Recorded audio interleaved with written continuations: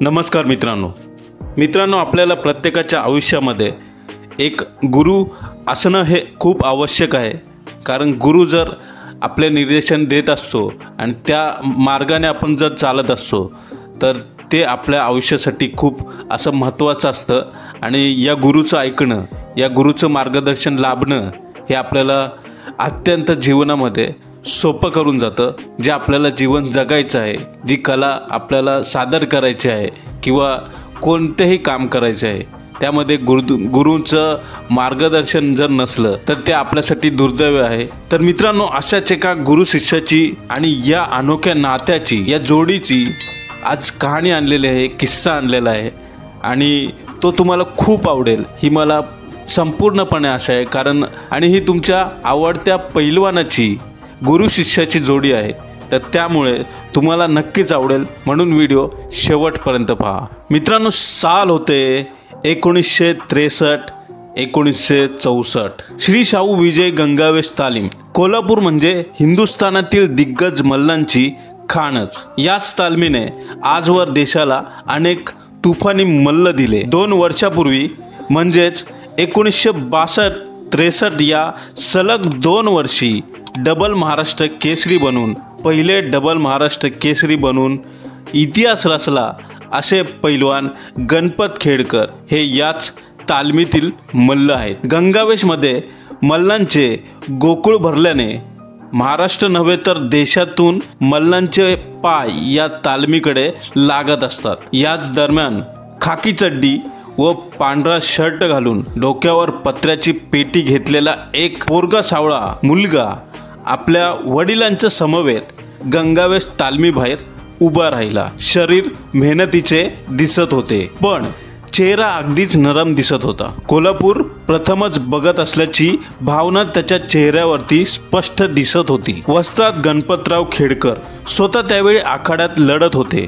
लढत आवरली व दम खायला बाहेर आले आणि त्या दोघांना पाहून विचारलं, कुठून आलाय पाहुणं? त्या मुलाच्या वडिलांनी हात जोडत रामराम घातला आणि ओळख सांगितली। मी माधवराव बिराजदार, लातूर जिल्ह्यातील रामलिंग मुदगडचा। हा माझा मुलगा हरी, याला इथे ठेवायला आलोय।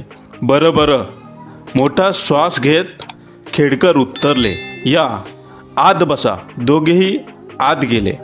आखाड्यातील लढत बघून हरी पूर्णपणे बावरून गेला होता। एक धिप्पाड देह एकमेकांना भिडत होते। कानावर बसणारे ठोके, शड्डूचा खुंकार, बाजूला व्यायाम करणारे पैलवान, 2 चढणारे पैलवान आणि मगाशी जे बाहेर आले ते हातात काठी घेऊन सर्वांवर वचक ठेवत होते। मोकळ्या भिंतीवर तालमीतल्या मोठ्या पैलवानांचे फोटो गदा अडकवलेले दिसत होते। लढती संपल्या व खेडकर यांनी माधवराव बिराजदार यांचा पाहुणचार केला व तालमीचे नियम सांगितले। पोराकडे बघितलं आणि विचारलं, नाव काय रे तुझं? मी हरिश्चंद्र माधवराव बिराजदार। बरं, शाळेला आहेस की सोडलीस? नाही, हाय की 8वी पास आहे, 9वीला गेलो आहे। बरं, कुस्ती बरोबर शाळा शिकलीच पाहिजे बाबा। चालेल वस्ताद, तुम्ही या पोराला राहू दे, इथं बघतो आम्ही। लातूरचे जुने मल्ल माधवराव बिराजदार आपल्या मुलाला हरिश्चंद्र बिराजदार याला मोठा पैलवान करायचे म्हणून कोल्हापूरला गंगावेश तालमीत वस्ताद डबल महाराष्ट्र केसरी गणपतराव खेडकर यांच्याकडे सुपूर्त केले। माधवरावांची घरची परिस्थिती फारशी चांगली नव्हती, पण पोराने मोठा पैलवान व्हावं यासाठी परिस्थिती नसतानाही इतक्या दूर आणले होते। मित्रांनो, पहा, हे वडिलांचं जे कर्तव्य असतं ते कशा प्रकारे पार पाडलं जातं, जे स्वप्न असतं ते कशा प्रकारे पूर्ण केलं जातं, तर हे या उदाहरणावरून तुम्हाला माहिती पडलंच असेल। परिस्थिती नसतानाही मुलाला पैलवान करायचे म्हणून तालमीमध्ये आणले आणि तालमीमध्ये याचे जे पुढचं शिक्षण होणार होतं तालमीचं, तर हे माधवरावांनी करण्याचा निर्णय घेतला होता। मित्रांनो, हरीचा सराव सुरू झाला। एक खोली घेऊन त्यात हाताने स्वयंपाक करणे, कुस्तीत मेहनत करणे सुरू केले। हरीने 9वीची परीक्षा देता यावी यासाठी कोल्हापुरात एक खासगी क्लास लावला, पण तालमीतल्या 3 वेळाचा सराव, जेवण या अतिशय व्यस्त दिनचर्येमुळे हरीला वेळ अपुरा मिळू लागला। एकच पांढरा शर्ट व चड्डी 30 रोज घालून झिजून फाटू लागली. एक दिवस क्लासमध्ये सर म्हणाले, पैलवान जरा कपडे धुत चला, आणि मग सारेच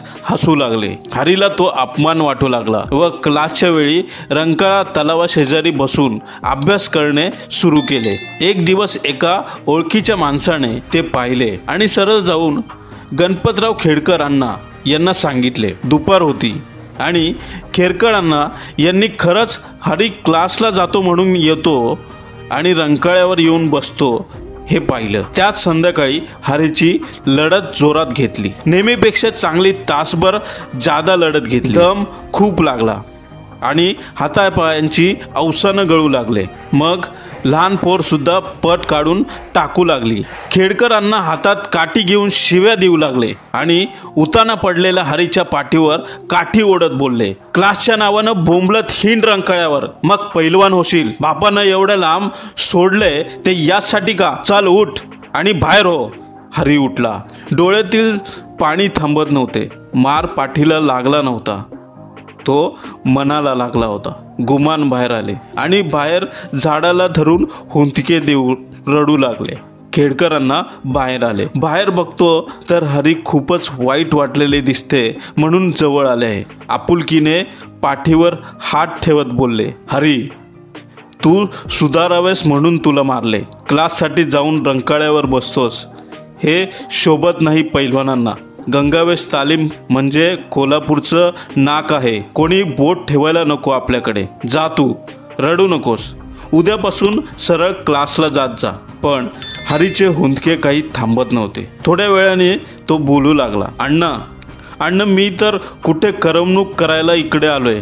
मला पण वडिलांचं स्वप्न पूर्ण करायचं आहे, पण घरची आर्थिक बाजू कमी असताना देखील मला इथं ठेवले आहे. अण्णा कपडे धुवायला वेळ नसतो. सराव संपला की एकच शर्ट चड्डी आहे, त्यामुळे वर्गात चेष्टा होते.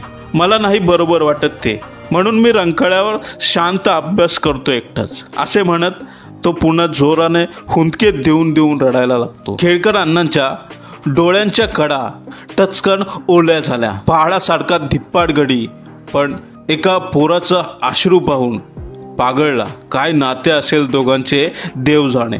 पण अण्णांचे डोळे पाणावले. दुसरा दिवस उजाडला. सकाळी अण्णा आवरून कुठेतरी गेले होते आणि पोरांचे व्यायाम संपायला तालमीत आले. सोबत एक पिशवी होती. तालमीतल्या पोरांना विचारले, अरे हरी कुठे आहे? पोरं म्हणाली, खोलीत स्वयंपाक करत असेल. अण्णा त्याच्या खोलीकडे गेले. स्टोवर भाजी शिजत होती. लंगोट्यावर उघडा बसलेला हरी समोर पुस्तक धरून वाचत होता आणि अण्णा आत आले. त्यांना पाहताच हरी उठला. अण्णा बोलले, अरे हरी, हे शर्ट चड्डी बघ रे, बसते कास तुला? नसलं तर बदलून आणायला पाहिजे. हरीच्या काळजाचा ठाव चुकला. डोळे पाणावले. पिशवी हातात घेऊन त्यात शर्ट चड्डी व एक शर्ट फुल पॅन्ट होती, ती घातली. माप बरोबर बसले. खेडकर अण्णा बोलले, हरी तुला काय बी कमी पडू देत नाही. मलाच मागायचं. तू उगाच आबोल राहतोस, कोणाशी बोलत नाहीस. अरे मनातलं दुःख सांगितलं तर समजेल ना. अण्णा एक आर्ट आवाज करीत हरीने अण्णांना कडकडून मिठी मारली. खेडकर अण्णा पण हिरमुसून रडू लागले.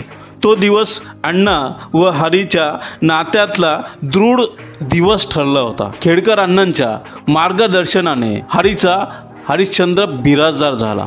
महाराष्ट्र चॅम्पियन, महाराष्ट्र केसरी, सतपाल सारख्या परकीय वादळाला चारीमुंडा चित करणारा हिरो. इतकेच नव्हे तर राष्ट्रकुल कुस्ती स्पर्धेत सुवर्ण पदक जिंकून एक आंतरराष्ट्रीय मल्ल घडून दाखवले. कुस्ती क्षेत्रातील सर्वात मानाची रुस्तमे हिंद किताब लढत जिंकून भारतातील सर्वश्रेष्ठ मल्ल बनले. पण ते गुरु शिष्याचे नाते तसूभर कमी पडले नव्हते. मामांनी पुण्याच्या गोकुळ वस्तादमध्ये एक हरीचे लाल पैलवान घडवले. मामांचा धाक इतका की पैलवान पोरं साधी समोर उभं राहत नसायची. पण कधी खेडकरांना पुण्यात आले की हक्काने गोकुळ वस्तादमध्ये जात असे.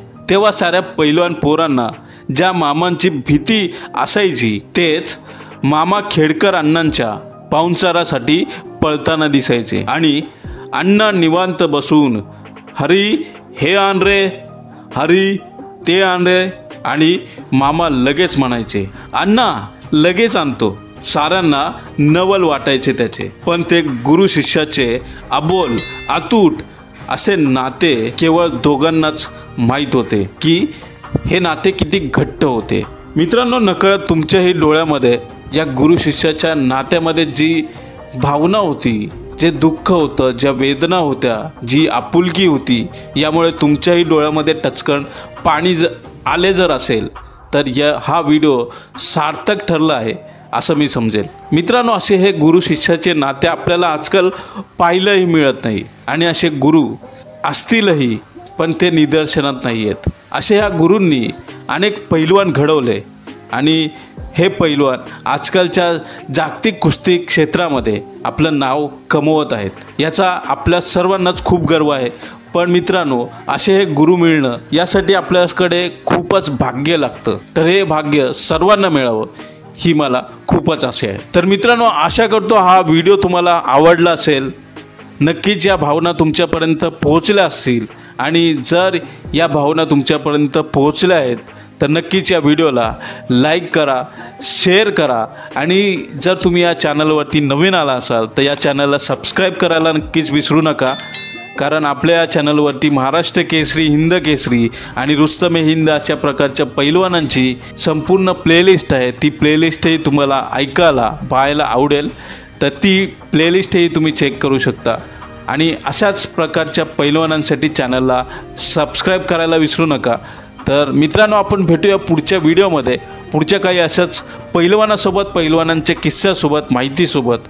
तर पुढच्या व्हिडिओपर्यंत धन्यवाद.